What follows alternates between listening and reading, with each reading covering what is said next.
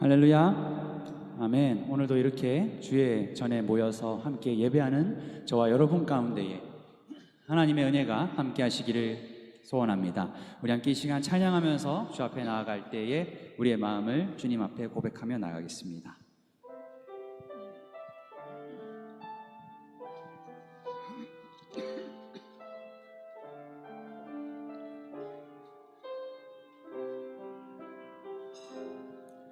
많은 이들 말하고 많은 이들 노래는 하지만 정작 가진 않는 길 두려운 생각보다 많이 힘들고 험한 길보단 그저 말로만 가려기에 점점 멀어져만 가네. 내게 생명 주었던 그 길 점점 이용하려 하네. 내게 사랑 주었던 그 길 다시 복음 앞에 내 영혼 성에 주님 만난 그때 나 다시 돌아가 주님께 예배 드리며 다시 십자가의 길 걸으리. 다시 한번 고백하겠습니다. 많은 이들 말하고 많은 이들 노래는 하지만 정작 가진 않는 길 두려운 생각보다 많이 힘들고 험한 길보단 그저 말로만 가려기에 점점 멀어져만 가네. 내게 생명 주었던 그 길 점점 이용하려 하네. 내게 사랑 주었던 그 길 다시 복음 앞에 내 영혼 성에 주님 만난 그때 나 다시 돌아가 주님께 예배 드리며 다시 십자가의 길 걸으리. 다시 복음 앞에 내 영혼 성에 주님 만난 그때 나 다시 돌아가 주님께 예배 드리며 다시 십자가의 길 걸으리. 아멘. 우리 함께 다시 십자가의 길을 걸어가기를 소원합니다. 우리 함께 기쁨으로 주님 앞에 승리의 노래를 부르겠습니다.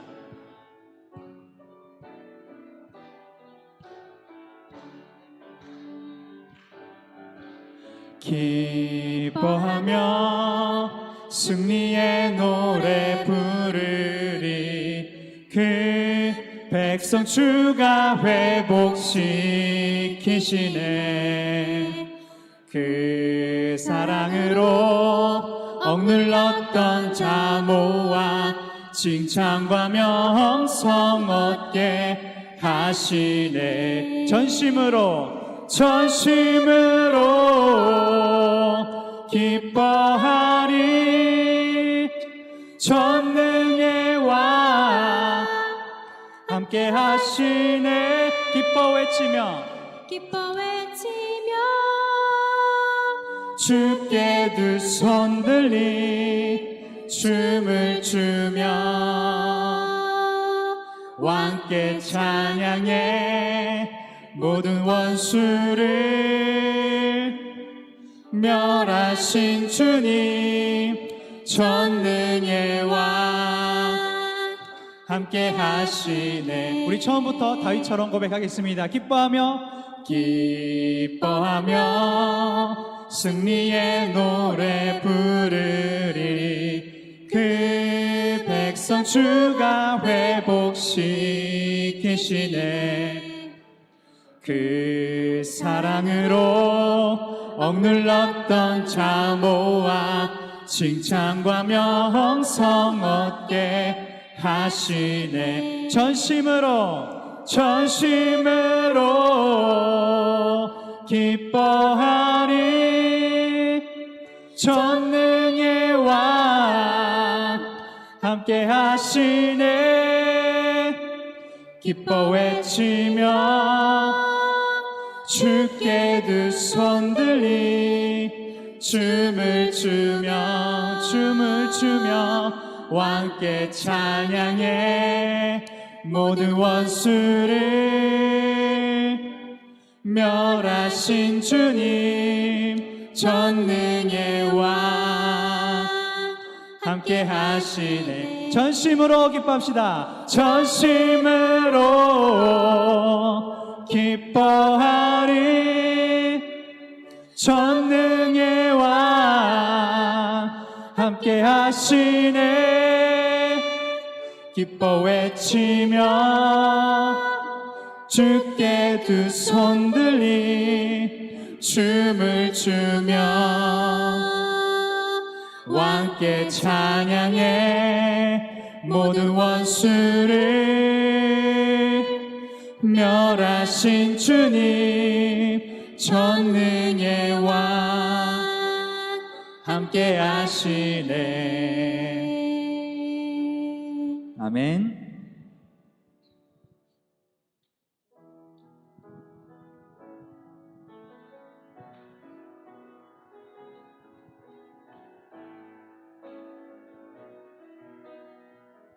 이곳에 생명샘, 이곳에 생명샘 솟아나 눈물 골짝 지나갈 때에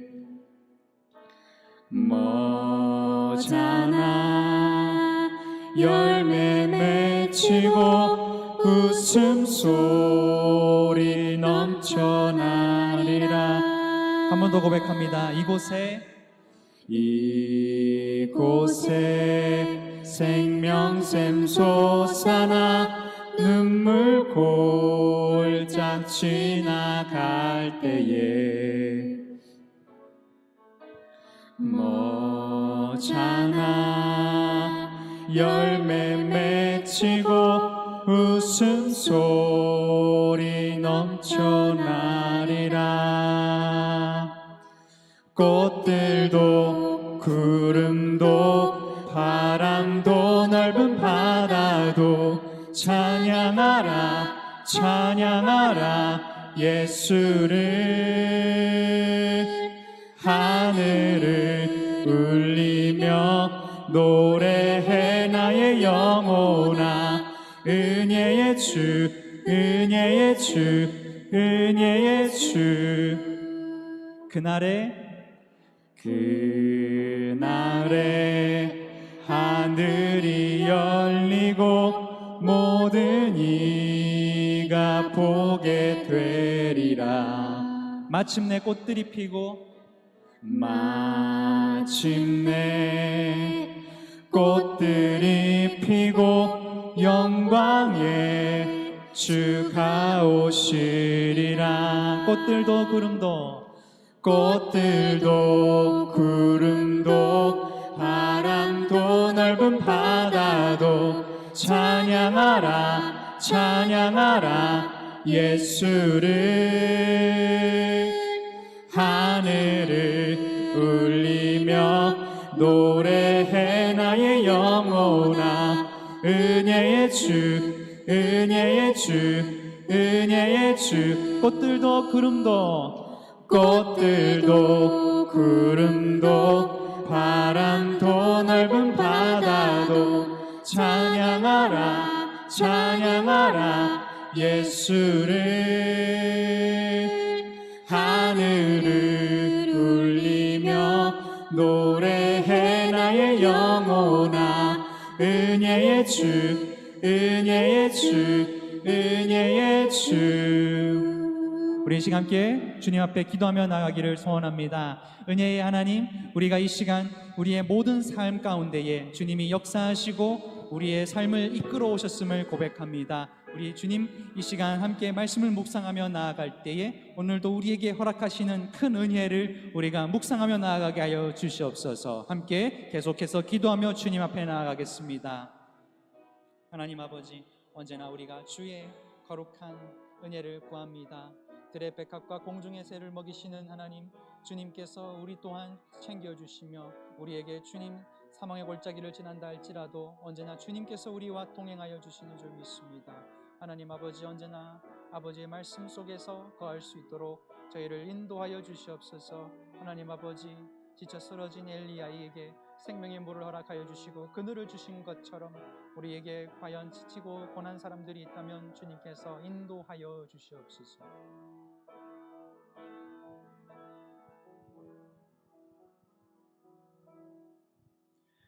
창조를 통하여 우리에게 말씀하시는 하나님, 오늘도 우리에게 따뜻한 햇살과 또 시원한 바람을 통하여 우리에게 생명의 물기를 느끼게 하심에 감사드립니다. 언제나 우리가 우리의 영혼을 깨어서 은혜의 주 하나님 앞에 나아갈 때에 언제나 우리가 모든 것이 주님의 은혜입니다 고백하며 살아갈 수 있도록 저희에게 늘 놀라운 말씀의 능력을 허락하여 주시옵소서.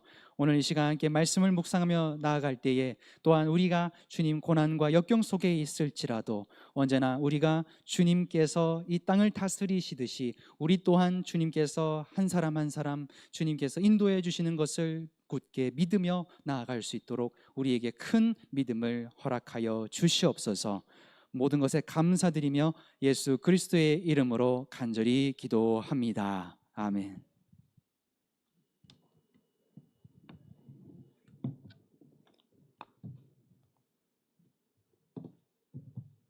우리 구약 성경 하나님의 말씀 에스겔서 36장의 말씀 함께 보겠습니다.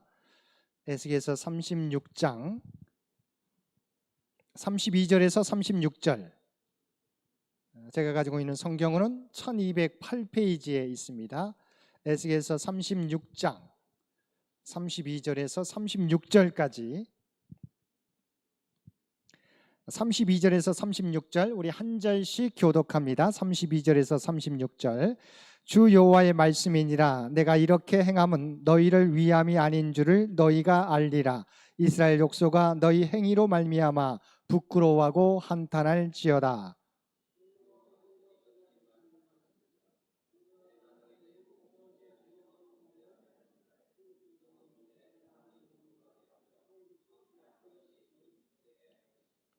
전에는 지나가는 자의 눈에 황폐하게 보이던 그 황폐한 땅이 장차 경작이 될지라.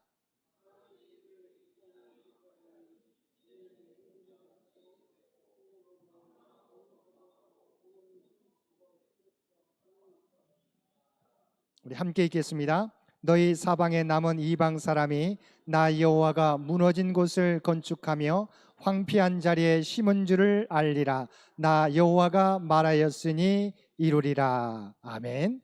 이 시간은 이 예배를 위해서 남신도 회원들 나오셔서 특송해 주시겠습니다.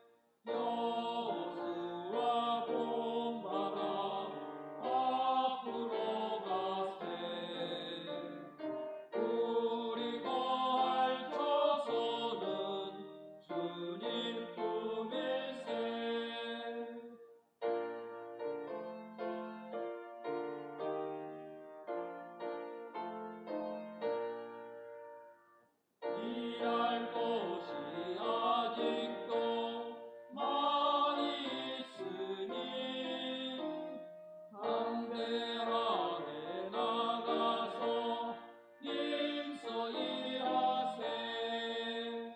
묘수와 본받아 앞으로 가세. 우리 거할 처소는 주님 품일세.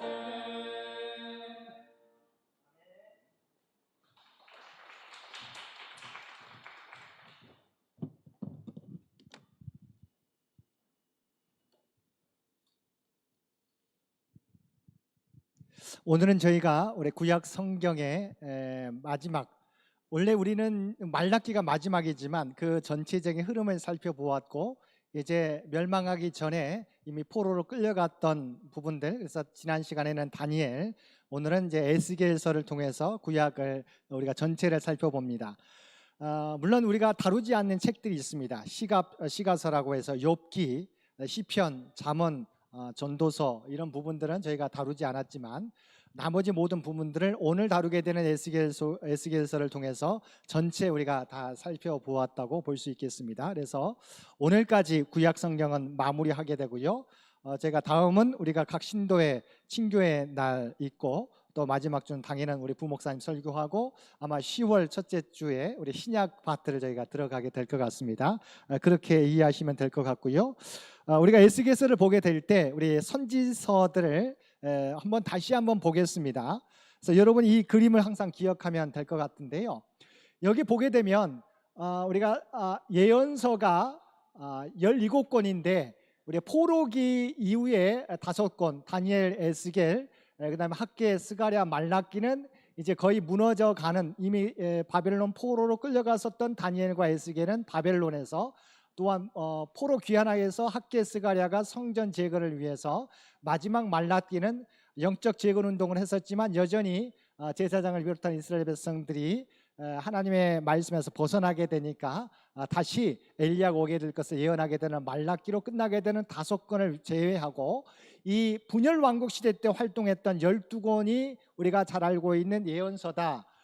그 다음에 제가 여러분 기억하기 좋게 이때가 이 아합 시대, 아합 왕 시대, 여호사밧의 아들 여호람과 우리가 정략 결혼을 하게 되죠. 그래서 이때 오바댜와 요엘, 그래서 여러분 외우게 될 때 오열했다. 여호사밧이 그 선한 왕인데 그의 아들과 이 아합 왕과 결혼하게 만들었던 이런 시대적 상황들을 보게 되며 오바댜, 요엘, 오열했다. 이렇게 비슷하게 외우시면 될 것 같습니다. 여로보암 2세 때가 북이스라엘의 가장 번성한 때인데, 호세아, 아모스, 요나, 그러니까 요나 때 같이 호세아와 아모스가 같이 활동했는데, 후아유라고 여러분 그냥 암송하기 좋게 후아유 하면서 후할 때 호세아, 아모스, 후아유, 요나지만 유 했을 때 요나해서 후아유로 외우시면 여로보암 2세 때 가장 북이스라엘이 번성했을 때 호세아, 아모스, 요나가 활동했다라고 생각하면 될 것 같고, 북이스라엘이 여기 있는 호세아 선지자와 이름은 동일한데 호세아 왕 때 북이스라엘이 멸망하게 됩니다. 그런데 이때 활동하는 선지자는 이사야와 미가, 이미 북이스라엘이 멸망했지만 남왕국도 이미 멸망해 가는 과정 속에 있었다. 그래서 이사야, 미가 이미, 그래서 이사야와 미가가 활동했다라고 여러분 외우시면 될 것 같고요. 이제 마지막 거의 무너져 가는 요시야 이후에 여호아스, 여호야김, 시드기야가 이제 마지막 왕들인데, 이때 무너져가는 과정, 남유다가 무너져가는 과정 속에서 나옴, 스바냐, 예레미야가 하박국 선지자가 활동을 했습니다. 그래서 나스레 박에서 이렇게 외우시면, 뭐 스레박, 우리 스레바지처럼 나스레 박 이렇게 해서 외우시면, 그래서 오열했다. 아하방 시대 여호사밧이 결혼해가지고 그것을 보면서 오열했다. 여로보암 시대 때 후아유, 여러분 떠올리시면 되겠고, 북이스라엘 멸망하게 될 때 이미 남유다도 멸망해가는 과정 속에 있었다. 이사야, 미가.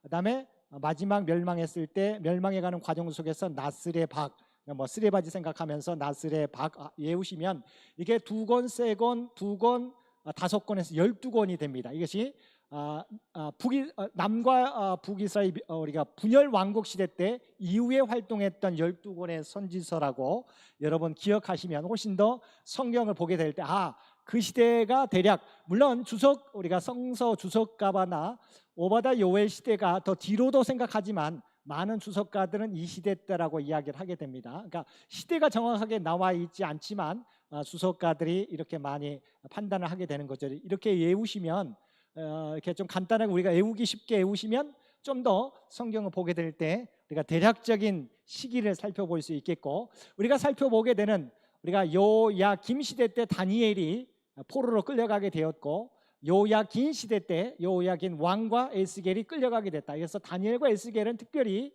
아직은 시드기야 왕 때 멸망하게 되지만 그 멸망하기 전에 이미 바벨론의 포로로 끌려간 때입니다. 그래서 이들은 바벨론에서 예언하게 되었다. 하나님의 부르심을 받고. 그래서 특별한 선지자들이죠. 여기는 아직은 남유다에서 활동했던 선지자들이에요. 그렇지만 다니엘과 에스겔은 바벨론 이미 포로로 끌려가서 활동했던. 그래서 오늘은 이 에스겔서를 가지고 함께 은혜를 나누겠습니다. 자, 넘기겠습니다. 자, 우리가 느부갓네살 왕이 남유다를 공격했다고 했습니다. 1차, 그러니까 3차에 의해서 공격했는데 1차가 605년 여호야김 시대 때 느부갓네살 왕이 예루살렘을 공격해서 하는데 아버지가 나보폴라살이 위급해서 다시 느부갓네살 왕이 돌아갑니다. 그러면서 다니엘을 포로로 다니엘과 세 친구를 비롯한 귀족들을 데려가는 거죠. 1차 때 605년 때 다니엘이 끌려가게 됩니다. 넘깁니다. 그러면서 2차 침공, 우리가 605년에서 8년이 지나서 BC 597년에 2차 침공을 하게 되고, 이때 마찬가지로 여호야김 왕이 끌려가게 됩니다. 권세 있는 자들과 지도자들과 10,000명의 용사들도 끌려가게 되는데, 당시의 제사장이었던 에스겔도 함께 이때 2차 침공 때 BC 597년에 여호야김 왕과 함께 끌려가게 되는 것이죠.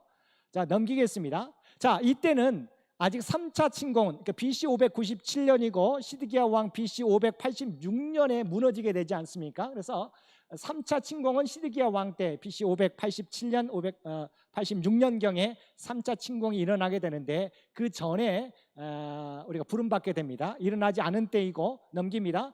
에스겔은 11년 후에 포로지에서 바벨론에서 이미 고국의 멸망 소식을, 왜냐하면 본인은 597년에 끌려갔는데 무너진 것은 586년에 무너지잖아요. 그래서 11년 후에 포로지 바벨론에서 고국의 멸망 소식을 듣게 되는 것이죠. 얼마나 안타깝겠습니까? 자, 그러면 에스겔은 어떻게 부름받았느냐? 30살, 원래 제사장이었는데 30살이었는데 그때는 그가 끌려간 지 5년째예요. 597년에 끌려갔는데 5년째 되는 BC 593년에 부름받게 됩니다. 넘깁니다. 즉 여호야긴 왕, 본인도 끌려갔었죠. 같이 잡혀간 지 5년째 되는 해에 제사장이지만 하나님의 예언을 듣게 되는 거죠. 그래서 포로지에서 하나님의 부르심을 받고. 넘깁니다. 예언을, 제사장이었던 그가 예언을 하게 되는 것이죠. 우리가 그래서 에스겔서는 제사장이지만 하나님의 예언을 그가 받고 그 예언의 말씀을 전달하게 되었다. 포로지에서, 특별하게 포로지에서 그가 하나님의 예언을 시작하게 됩니다. 자, 에스겔의 의미가 뭐냐? 하나님께서 강하게 하신다고 하는 의미입니다. 그러니까 사실은 이때는 가장 이스라엘 백성 남유다가 가장 암울한 시기, 가장 어려운 때, 가장 어두운 시기에 포로로 끌려가 있는 유다 백성들과 이 포로지에서 그들을 격려하고 하나님의 예언을 말씀을 하면서 전하면서 그들을 강하게 하는 선지자가 이 에스겔이었다. 그래서 자기 이름과 에스겔의 의미와 비슷하죠. 하나님께서 강하게 하신다고 하는 의미인데, 유다 백성들을 이 에스겔 선지자가 하나님이 주신 예언을 가지고 강하게 이끄는 예언자가 되었다라고 하는 것입니다. 넘기겠습니다. 특징은 뭐냐? 에스겔서의 특징은 자기가 했다고 하는 걸 분명히 밝힙니다. 1인칭 시점이죠. 저자의 관점을 해서 에스겔의 관점을 우리가 이해할 수 있고요. 에스겔의 특징은 정확한 연대, 자기가 언제 어느 때 받았는지 날짜와 달, 연대를 기록하고 있어요. 그래서 예를 들면 에스겔서 29장 17절 27째 해 첫째 달 초하루에 여호와의 말씀이 내게 임하여 이르시되, 그러니까 자기가 본인이 하나님의 말씀을 받았던 때를 정확하게 기록하고 있습니다. 그래서 에스겔서에서는 13번의 시점들을 기록하고 있습니다. 넘기겠습니다. 그래서 에스겔이 아까 말했던 포로로 끌려간 지 5년째 첫 번째 593년에 첫 말씀을 선포했고 570 넘깁니다. 570년에 마지막 예언은, 그러니까 이미 멸망한 이후까지 전파하게 됐죠. 57년에 마지막 예언을 기록하게 되는데 좀 이따 살펴보겠지만 멸망하기 전에는 하나님의 회개를 선포하고 멸망한 이후에는 하나님의 회복의 메시지를 전하게 됩니다. 넘기겠습니다. 그래서 예루살렘을 향한 메시지가 우리가 나눌 수 있어요. 그러니까 예루살렘 멸망 BC 586년에 멸망하게 되는데 그 전에 멸망하기 전 이미 BC 우리가 593년부터 예언하게 됐잖아요. 아직 멸망하기 전에는 회개하라고, 하나님의 심판이 가까웠으니까 회개하라고 외치게 됩니다. 그런데 BC 586년이 지난 570년까지 그는 뭐예요? 하나님께서 회복시켜 주실 것을 이야기하게 되는, 그러니까 메시지가 멸망하기 전과 멸망 이후에 메시지가 바뀌어지게 됩니다. 그래서 멸망하기 전에는 에스겔은 유다의 불순종을 지적하게 됩니다. 그래서 이스라엘 족속은 이마가 굳고 마음이 굳어 내 말을 듣고자 아니하리니 이는 내 말을 듣고자 아니함이니라. 그래서 유다의 불순종을 지적합니다. 넘깁니다. 자, 그러면서 하나님의 심판을 경고하게 되고, 심판이 있으니까 뭐 하라고요? 회개와 믿음을 촉구합니다. 그래서 주 여호와의 말씀에 본 것이 없이 자기 심령에 따라 예언하는 어리석은 선지자에게 화가 있을진저. 그 다음에 그런데도 불구하고 하나님의 심판이 있는데도 불구하고 어떤 선지자들은 여전히 하나님께서 평화와 복을 주신다는 거짓 선지자들을 따르지 말 것을 경고하게 됩니다.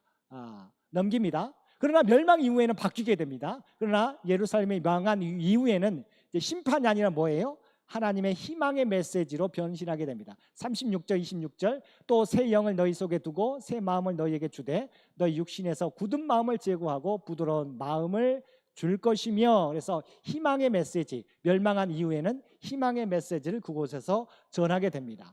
자, 그러면서 미래의 구원의 회복과 영광을 말하게 되죠. 39장 27절 내가 그들을 만민 중에서 돌아오게 하고 적국 중에서 모아내어 많은 민족이 보는 데에서 그들로 말미암아 나의 거룩함을 나타낼 때라. 오늘 말씀도 그와 같은 것이죠. 그래서 어찌됐건 멸망한 이후에는 이스라엘의 구원과 회복, 그래서 실제적으로 이 약속대로 하나님께서 BC 538년 고레스 왕을 통해서 포로된 자를 다시 고토 예루살렘으로 보내게 되는 것이죠. 그래서 우리가 잘 알고 있는, 여러분 에스겔서 하면 떠오르는 환상이 있죠. 에스겔서 37장에 나오는 마른 뼈들의 환상. 생각해 보십시오. 에스겔을 마른 뼈가 있는 계곡으로 인도하잖아요. 이미 뼈들이 다 죽어 있는 시체들이죠. 그거 시체가 오래돼 가지고 다 마른 뼈만 다 모두가 끊어져 있어요. 이 뼈가 살겠느냐? 하나님이 아십니다. 하나님께서 명령하셨을 때 마른 뼈들이 연결되지 않습니까? 형체를 이루게 됩니다. 거기에 살이 붙게 되고 근육이 붙게 되고 일어서서 큰 군대를 이루게 되었다는 것이죠. 이것이 에스겔서 37장에 나와서 이와 같이 인간의 힘으로는 도저히 가능하지 않은 일이잖아요. 어떻게 마른 뼈가 살 수 있습니까? 이와 같은 마른 뼈의 모습이 누구의 모습이에요? 유다 이스라엘 백성의 모습이에요. 도저히 이들은 회복될 수 없어요. 그러나 하나님이 명령하셨을 때 그들은 포로로 끌려갔지만 하나님께서 페르시아 바사왕 고레스를 통해서 이스라엘 백성들을 회복시켜 주신다고 하는 거죠. 이것이 하나님께서 고레스 왕을 통해서 마른 뼈들의 환상을 통해서 하나님의 백성이 회복될 것을 예언합니다.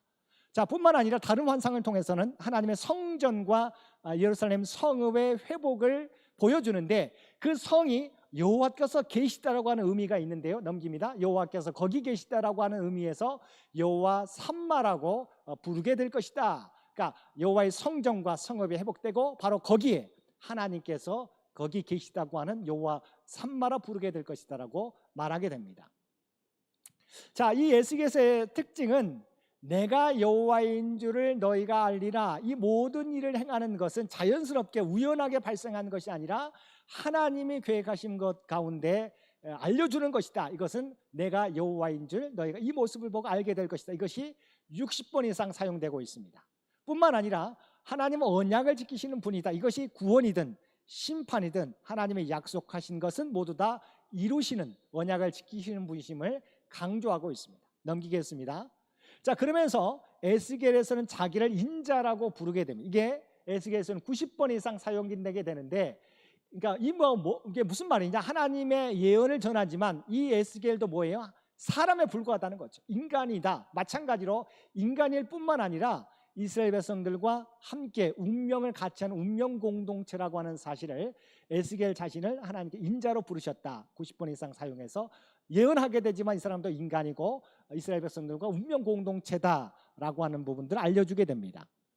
자, 에스겔에서는 우리가 묵시 문학이에요. 그러니까 다니엘과 에스겔은 시기도 바벨론으로 끌려간 때도 몇 년 차이가 없어요. 나이로는 거의 비슷합니다. 그런데 문학 형태는 다니엘과 마찬가지예요. 다니엘도 묵시 문학이잖아요. 묵시 문학적인 성격을 갖고 있습니다. 그래서 환상적 체험들, 영에 이끌린 여행들, 여호와의 영광의 성전을 떠나고 돌아오는 장면들, 종말론적 상징과 해석과 예언이 우리 에스겔서에도 있습니다. 그래서 조금은 어려운 부분, 해석하기가 우리가 어려운 부분이 에스겔서이기도 합니다. 그래서 묵시문학, 다니엘과 같이 묵시문학에 큰 공헌한 책이다라고, 하나님의 말씀이다라고 보면 되겠습니다. 넘기겠습니다.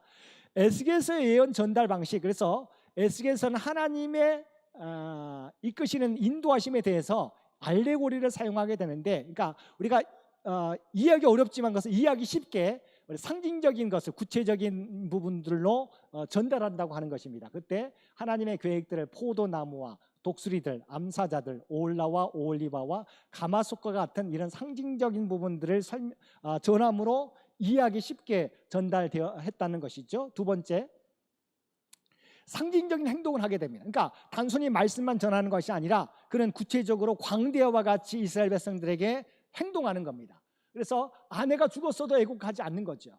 왜냐하면 하나님의 심판이 가까워오기 때문에 390일은 왼쪽에 40일은 오른쪽으로 놓는 행동을 보입니다.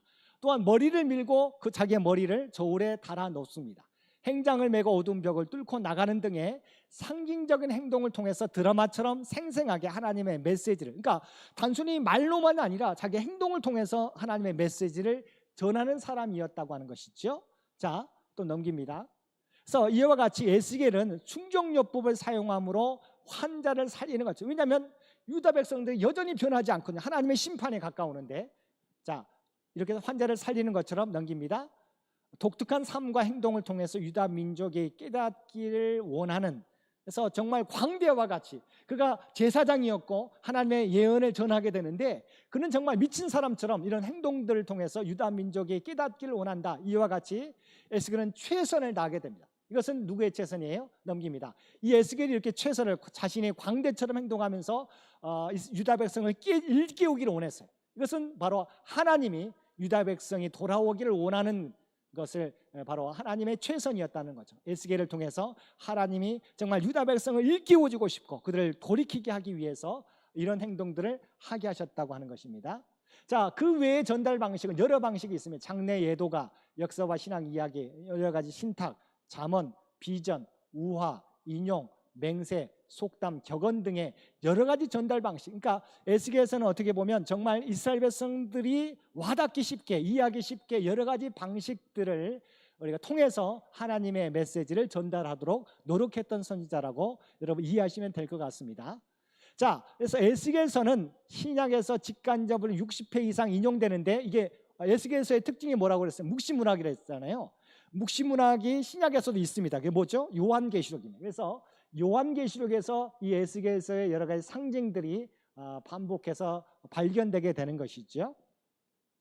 그래서 사실은 하나님께서 어떻게 등장합니까? 여러 그룹들을 이끄는 전차를 타고 하나님의 장엄한 이끄시는 등장합니다. 나타남으로, 장엄한 환상으로 시작하게 되고, 그 다음에 새 마음과 새 영을 주는 새 언약의 약속을 비롯해 새 성전, 새 예루살렘의 회복에 대한 환상까지 하나님께서 이스라엘 백성들을 현실과는 다른 하나님의 소망의 세계로 인도한다고 하는 것입니다.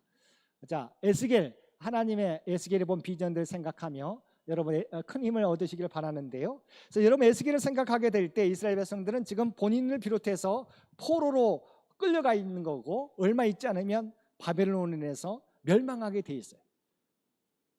그렇지만 하나님은 어떤 분이시라고요? 마른 뼈 환상을 늘 에스겔 하면 여러분 떠올리시기를 바랍니다. 도저히 회복될 수 없는 거지. 이미 끝난 상태예요. 그렇지만 하나님께서 명령하시면 마른 뼈와 같은 이스라엘 백성들이 연결되고 살이 붙게 되고 다시 일어서서 큰 군대와 같이 서게 됨을 말씀해 주고 있는 것이지요. 우리의 삶도 마찬가지잖아요. 때로는 정말 우리가 이해하기 어려운 일들이 많이 발생합니다. 정말 소망이 없는 것처럼 느껴져요. 근데 하나님은 뭐예요? 하나님이 명령하시면 마른 뼈들도 다시 일어서서 큰 군대를 이루게 된다고 하는 것이죠. 하나님이 명령하시면 이와 같은 역사가 우리의 삶 가운데, 우리의 역사 가운데, 세계 역사 가운데 나타나게 될 것이다. 이 땅에, 이 세계 가운데 나타나게 될 것이다. 믿음의 사람도 어떻게 해야 됩니까? 그 약속을 바라보는 거지.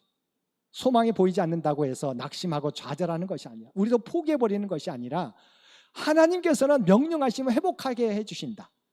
마른 뼈와 같은 우리의 모습이지만, 이스라엘이지만 명령하게 될 때 큰 군대를 이루게 하셨던 것처럼 우리의 삶도 마찬가지. 그러면 우리는 우리의 자리에서 우리에게 맡겨진 사역을 감당하면 되는 것입니다. 분명히 하나님께서 명령하실 때 회복되기 때문이죠. 그래서 우리가 주위를 보면 정말 우리는 낙심하게 되잖아요. 그렇지만 하나님을 바라본, 오늘 오전에서도 우리가 살펴봤던 것처럼 우리의 눈을 들어서 하나님을 바라보는 거죠. 아브라함은 하나님의 약속을 다 잊어버린 것처럼 생각했는데 하늘의 별을 바라보라는 거죠. 이미 그 약속, 하나님이 아브라함에게 주신 약속을 다시 한번 상기시키고 있다. 이 말은 하나님은 하나님의 약속을 여전히 기억하고 계시고 하나님의 때에 하나님의 방법으로 이루어 주신다는 거죠.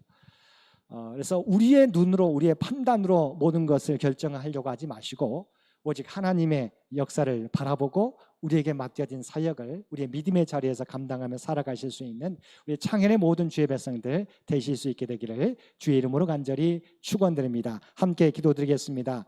사랑하는 충만하신 아버지 하나님, 우리의 모습은 마른 뼈와 같은 모습입니다. 이 모습을 바라보게 될 때 소망을 우리는 잃게 되지만, 그러나 하나님의 명령에 따라서 마른 뼈들도 다시 연결되고 살이 붙고 근육이 붙어서 다시 일어서게 되면 큰 군대를 이루게 되는 줄 믿습니다. 이것이 하나님의 역사요 능력인 줄 믿습니다. 오직 하나님을 바라보며 우리의 믿음의 자리를 지키게 하여 주옵소서. 우리가 낙심하지 않게 도와주시고 오직 하나님의 약속의 말씀을 붙잡고 우리의 사명을 감당함으로 하나님의 영광과 하나님의 뜻을 회복해 갈 수 있는 우리 모두가 되게 하여 주옵소서. 우리 창현재단 100주년을 향해 나아갑니다. 아버지 하나님, 지금까지 하나님의 은혜로 여기까지 이르게 된 줄로 믿습니다. 100주년을 준비하며 다음 선교 100년을 준비하게 될 때 아버지 하나님, 오직 우리에게 하나님의 계획들을 바라보게 도와주옵소서. 낙심하거나 좌절하지 않게 도와주옵소서. 우리가 해야 될 감당한 사역을 온전히 감당함으로 하나님의 역사를 감당해 갈 수 있는 우리 모두가 되게 하여 주옵소서. 특별히 우리가 계획하고 있는 모든 계획 가운데 함께해 주시고 또한 우리의 기도의 제목 가운데 함께해 주시어서 우리가 간구할 때마다 주께 부르짖을 때마다 우리의 기도에 응답해 주옵소서. 육신의 연약한 자에게 하나님의 치유와 회복의 역사를, 경제적으로 어려움 당하는 자에게 하나님 풍성한 은총 또한 그들에게 필요한 은혜를 날마다 부어 주옵소서. 시험을 준비하는 사랑하는 자녀들에게 하나님의 지혜와 능력을 허락하여 주시고 정말 그들의 꿈과 비전을 이루어서 오직 하나님의 영광을 나타내게 하여 주옵소서. 오늘도 날마다 주님과 동행하며 하나님의 뜻을 이루어가는 하나님의 선한 영향력을 세상 가운데 전파하는 우리 모두가 되게 하여 주옵소서. 이 모든 간구 우리를 구원하여 주신 예수님의 이름으로 간절히 기도드리옵나이다. 아멘. 우리 다 함께 찬송 303장 함께 찬송 부르시겠습니다.